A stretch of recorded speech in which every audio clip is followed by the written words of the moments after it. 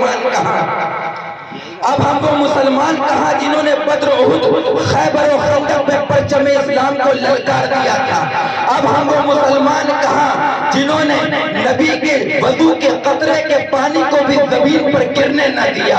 اب ہم وہ مسلمان کہاں جنہوں نے نبی کے چہرے کو دیکھ کر کلمہ پڑھ لیا تھا؟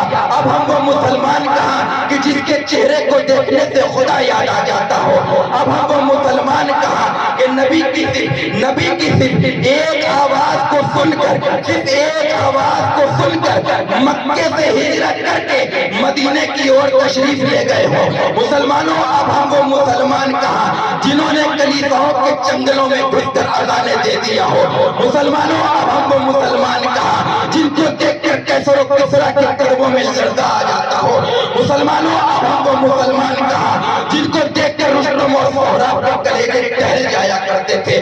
مسلمانوں اب ہم وہ مسلمان کہاں جو کیول دریائے نیل کو ایک خط لکھتے تو دریائے نیل کی روانی کا مزاج بدل جاتا تھا؟ مسلمانوں اب ہم وہ مسلمان کہاں جنہوں نے نبی کی صرف الرحیل کو سن کر، صرف ایک آواز کو سن کر اپنی نئی نویلی دلہن کو بستر عروس پر چھوڑ کر، یعنی کہ سہاگ کی رات چھوڑ کر اپنے جان کی قربانی دینے کے لیے صرف نبی کی ایک آواز کو سن کر گھوڑے کی ننگی پیٹھ پر بیٹھ کر، اور جب دریائے دجلہ سامنے موجوں کو مار رہی تھی تو اس وقت دریائے دجلہ کی موجوں کو نہ دیکھا بلکہ اپنے گھوڑوں کو اس دریا میں اتار دیا۔